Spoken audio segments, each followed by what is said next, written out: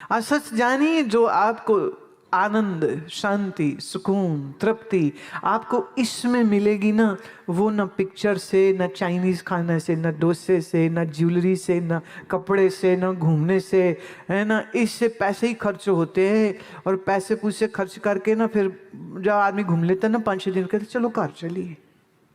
क्यों उनकी हो गया?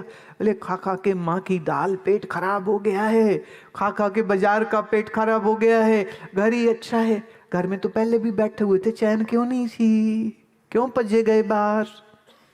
आजकल तो जिसको देखो वो उठ के गोवा जाता है, कहा घूम रहे हैं। सच्ची बात है, तुम अपने लिए नहीं घूम रहे, तुम सिर्फ फेसबुक पे फोटो डालने के लिए घूम रहे हो।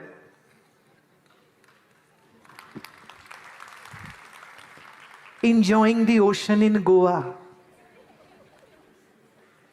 enjoying the shikara in Dal Lake, और तो और enjoying रोटी पराठा एट काके दा ढाबा। खाना चाहे ठंडा हो जाए, फोटो पहले होनी चाहिए। कितने कितने लोग मर गए, वो नदी में ऐसे ले रहे थे, नदी में गिर गए, लाश भी नहीं मिली। कोई समंदर में गिर गया, कोई पहाड़ से गिर गया। आजकल पता नहीं क्या दिमाग खराब हुआ पड़ा है। जिस दिन तक आपके फोन में कैमरा उधर था, जिंदगी फिर भी ठीक थी। जब से कैमरा इधर आया है ना, 2 वे 3 वे, दिमाग खराब होया। इतना दिमाग खराब हुआ पड़ा है।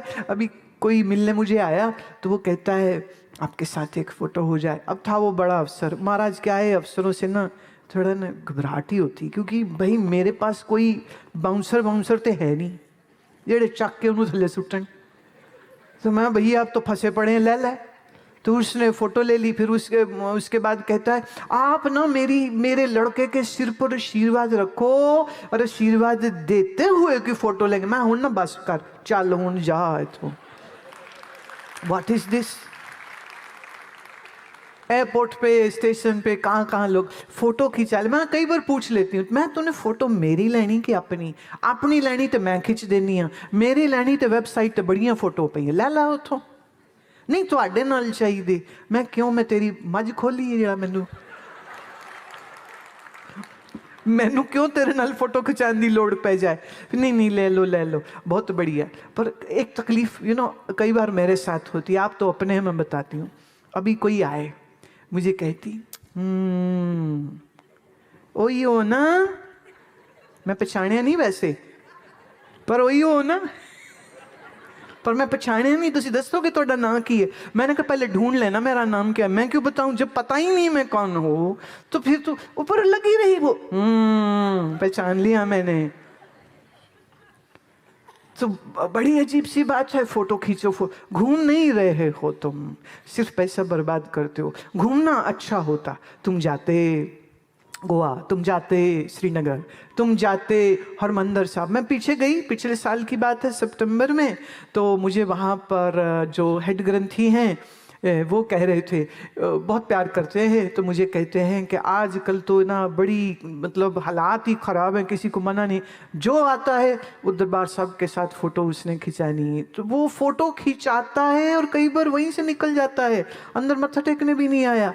मैंने कहा वो गुरु के लिए आया ही नहीं, वो खाली अपनी हौमे बड़ी करने आया, वो खाली अपना अहंकार बड़ा करने आया, दुनिया को दिखाने आया कि देखो हम दरबार साहब गए थे, देखो हम फला मंदिर में गए, देखो हम है ना शंकराचार्य के, अच्छा गए शंकराचार्य के मंदिर में हैं श्रीनगर, और फोटो खिंचाएंगे मर जाने। भाई व्हाट इज दिस? तूने मंदिर में जाके ऐसा क्या कर लिया कि तू विक्ट्री साइन बना रहा है? अगर अकल कहीं ऑर्डर से मिल जाती ना तो तुम ऑनलाइन ऑर्डर करके मंगवा लो भाई साहब। लेकिन हालात तो बहुत अच्छे नहीं हैं, ज्ञानहीन समाज हो गया है, अथरे बच्चे हो गए। या गुस्सा है, या दौड़ है, या पैसे का दिखावा है, या अपनी पोस्ट का दिखावा है, या अपने अहंकार का दिखावा है। बस वो दिखावा ही दिखावा कर रहा है, ज्ञानहीन हो चुके।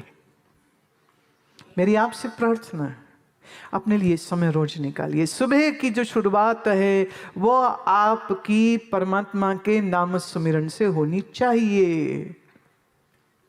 आपकी सुबह की शुरुआत आधा घंटा नाम मंत्र जप करने से होनी चाहिए, और फिर दिन में किसी एक समय पर आप सत्संग श्रवण करें अथवा कोई पुस्तक अच्छी पढ़ें। भगवत गीता को अंग्रेजी में हिंदी में छपाते हैं, देते हैं, जपजी साहब रहरा साहब को छपाते हैं, देते हैं, किस लिए कि आपके गुरु के साथ जो दोस्ती है, जो सांझ है, वो तभी बनेगी जब गुरु के ज्ञान को अपने अंदर लेके जाओगे।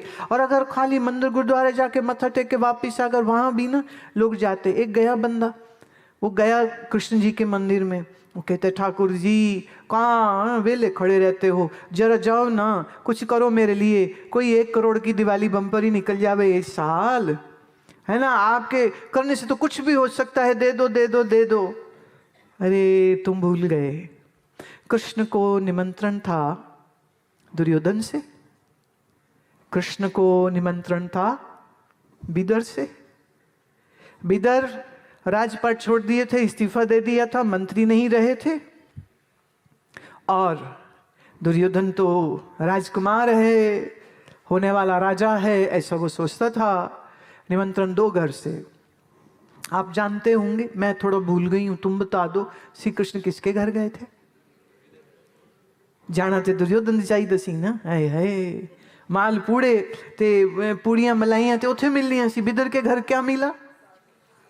साग, जिसमें नमक भी डालना वो भूल गई थी, क्योंकि भाव और प्रेम से ऐसे उसका मन विवलित हो गया था, आनंद से भर गया था, प्रेम का दर्शन करते करते आंखों से आंसू बरस रहे थे, तो साग में नमक डालना भी भूल गई, और बिना नमक का अलूणा साग श्री कृष्ण को देते हैं। और श्री कृष्ण कहते हैं कि बिदर जी मैंने जीवन में बहुत कुछ खाया है, पर जो स्वाद इस बिदरानी की अलूणे साग में है वह आज तक मेरे को कहीं किसी चीज से भी नहीं मिला। तो भगवान के इन स्वरूप को कौन प्यारा है? दुर्योधन के बिदर। ठीक है, ऑलमोस्ट सेम कहानी, सेम जैसे हिस्ट्री रिपीट हो रही है। श्री गुरु नानक देव महाराज को निमंत्रण आता है, एक निमंत्रण वजीर मलक पागो से, एक निमंत्रण आता है एक गरीब लकड़ी का काम करने वाले के। गुरुदेव किसके घर गए? जाना चाहिए मलक पागो के, नहीं गए। भोजन छका इस गरीब के घर, और उसका भोजन खा रहे थे, और पीछे पहुंच गए सिपाही कि चलो चलो जाना पड़ेगा, नहीं तो हम गिरफ्तार करके लेके जाएंगे, चलो। गुरु महाराज कहते चलो। तो मलक पूछता है, तो मेरे घर की रोटी में क्या कमी थी कि उस गरीब के चले गए? साखी कहती है कि गुरु साहब अपने चोले में उसके घर की वो रोटी सूखी लेके गए थे, और उसके घर की पूड़ी हाथ में ली और कहा तेरी पूड़ी में गरीबों का खून है, और इसमें प्यार और प्रेम और सुमिरन और सेवा का मीठा स्वाद है, इसलिए मैं तेरी पूड़ी नहीं खा सकता। ये मेरे गुरु की शोभा है, ये मेरे गुरु की महिमा है, जो तुम्हारी गरीबी नहीं तुम्हारा भाव देखता है। श्री कृष्ण दुर्योधन का महल नहीं, बिदर का भाव देखते हैं, प्रेम देखते हैं। तो मेरी आपसे विनती है, बनना ही है तो बिदर बनो, दिल में प्रेम और भक्ति को जगाओ, दुर्योधन मत बनने की कोशिश करना, करोगे तो नाश होगा। उसको धरती पर मरने की जगह भी नहीं मिली।